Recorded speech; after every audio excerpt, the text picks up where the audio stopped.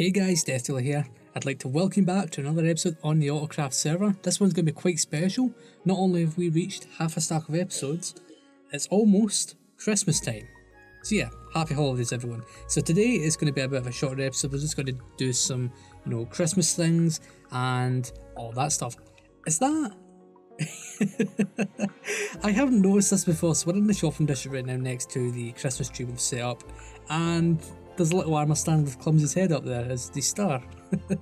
Oh, that's awesome. Also, since last time, this thing, the golem from Minecraft Dungeons, I think that's what this is called, has popped up. This is a redstone shop which is competing directly with the with bluestone over there. So yeah, competition is always nice, but today we're going to be dealing with the present we have to handle. So last episode we got Zane from the Secret Santa thing, so that's what we're going to be doing today.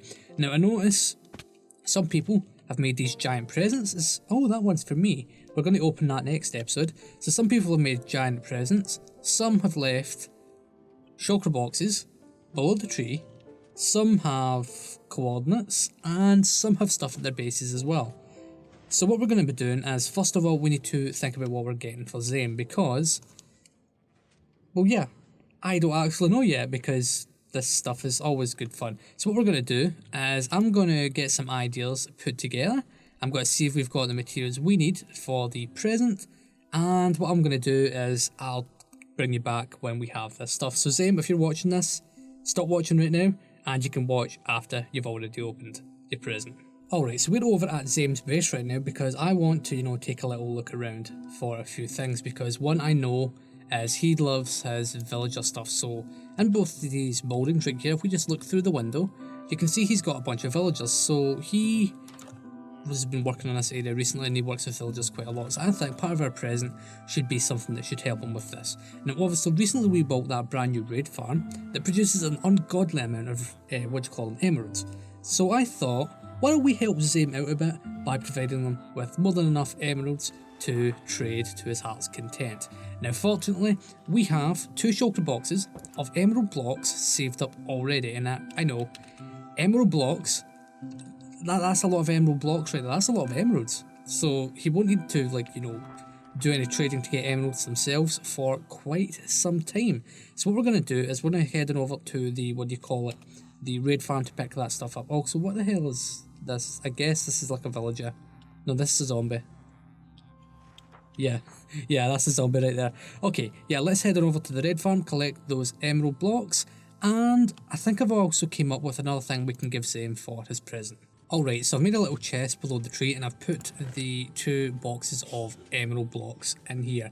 This is not enough though, we're going to be filling this with some other stuff. Also, there's a piston that's constantly flying around here, and it's kind of annoying, so what we're going to do is we're just going to turn down block sounds. There we go.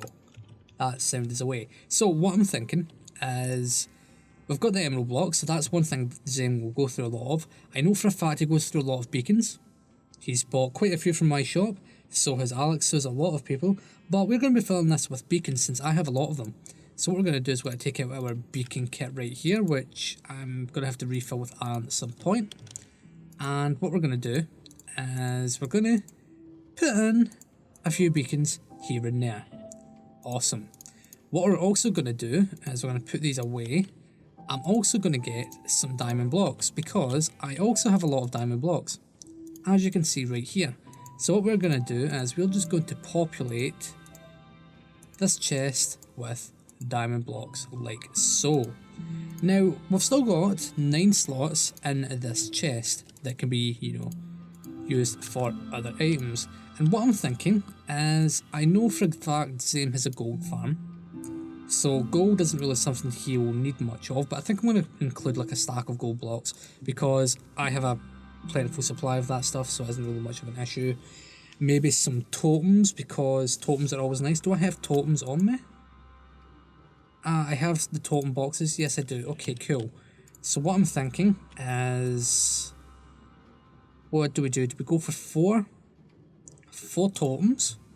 So I'm going to go and refill this at some point. I'm going to head to the old raid farm for that, because the new raid farm doesn't actually give me any totems.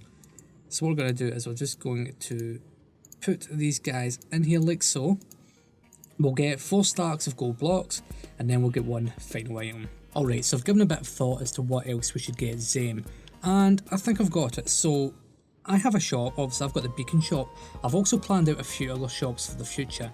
So we have the beacon shop right here. We're going to be giving 50% off. Now that's off any purchase, so if you purchase things in bulk, you'll get 50% off when you do that. We have a coupon for a future shop, which I'll be making redstone contraptions. A coupon for a future shop where I'll be doing stuff to do with villagers, as in like selling villager breeder and like trading systems and stuff. And a coupon for a future shop, which I haven't currently planned, but I will do plan on building. So DM Death for more details. So yeah, these are the 4 gifts, which should be quite nice. And what we're going to do is we're actually going to take all this stuff out, because we're just going to split this off into 3 shulker boxes rather than having the chest here, because that's just going to work out a lot better for us. Let's just get rid of all this stuff here, break this, and what we're going to do is we're going to place the emerald shulkers first. There we go. And then this shulker, we'll put all this stuff in here. So we're going to put 3 gold blocks in like so. Put in the emeralds, not the emeralds, the beacons, the diamond blocks, like so. The totems, right here. And last but not least, the coupons and the 50% off thing right there. And there we go.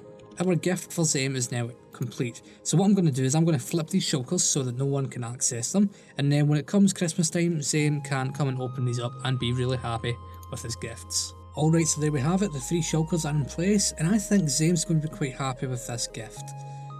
Yeah, it should be quite nice, and I'm loving the fact that everyone else is just, populating this little Christmas area. It's not quite the same as what other SMPs have done. They normally have like massive biomes for it, but we went small scale for a change. Normally we do things quite big here on AutoCraft, but not this time. Christmas is something more small and communal. So here we are. I'm really loving this whole idea behind things. Now, I haven't been on much recently. I've been doing uni work, so I haven't really been able to do much, and recently I was also suffering from food poisoning, which set back my whole schedule a little bit, so I haven't been able to play much. But what I do know is our shops have been making some money. So what I'm going to do is I'm going to go to our shops, collect the profits, and I'm going to go and deposit them over at the Captains of Industry meeting place. Alright, so I collected profits from the totem shop, the beacon shop, and the rocket shop, because we don't always check the rocket shop all that often. And yeah, we have quite a bit here, so let's go and sort that out. So I have some diamonds waiting for me, that's quite nice. I'll just put them in there for now. Put those in here for rustic. These ones in here for splashes. Oh wow, she's got quite a lot saved up there. And all the shulkers have been dropping off. And finally, some more for... Wow. We have quite the stockpile. Let's craft these into blocks, as we've been doing recently. There we go. Yeah, we've got quite the collection of diamonds here. This is awesome. Quite the stockpile. I'm loving how we're collecting diamonds. We've got this massive stockpile just sitting here. I haven't really used it for anything, but it's always good to have for projects in the future. Alright, so in other news, I've been working over here at the raid farm and making some changes to the storage system, because recently we lost 500,000 emeralds, which really annoyed me. And then obviously I've been AFK, or not really AFK, I've been away from the server, doing live things, university and all that stuff. So I haven't really been on to fix this stuff, but I've been making some progress. I've tore out the old shulker loader and filtration system on this side and replaced it with this brand new one. We basically went with an impulse SV item sorter because this is highly reliable. The other sorter, I think the problem we're having was server lag. So basically when this thing was running, it caused a bit of server lag, which then meant the items could get through that system, thus breaking it.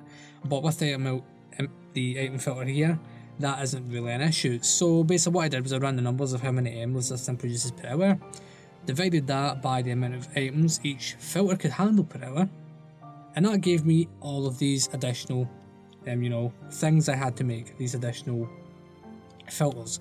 So there we have it. If we pop into spectator mode real quick, we pop on down here, so it's a simple item filter. And then the shulker loaders themselves, I'm still rebuilding them, but we got rid, obviously we've moved them, but we got rid of the droppers on the sides, replaced them with hoppers, because obviously those droppers were full of items, so to replace them with hoppers, so the hoppers will constantly be filling this shulker boxes. Obviously we need to put in the rest of the redstone to get this thing back up and running. I'm confident that this new system should work quite nicely. Now in other news, you may notice a few iron golems are missing or have experienced a lot of damage, and I've been wrapping my head as to why. I noticed this when we first built this thing, but I thought, oh, you know that might be a feature, that might just be something that happens.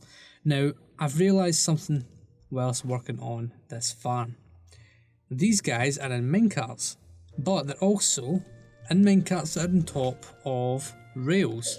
So that means they're sitting slightly higher up than what they would be otherwise, which means they can attack these iron golems. So what we're going to need to do is we're going to need to find a way to break this rail without letting this guy out, which is going to be quite interesting, but I'm sure we can come up with something at some point.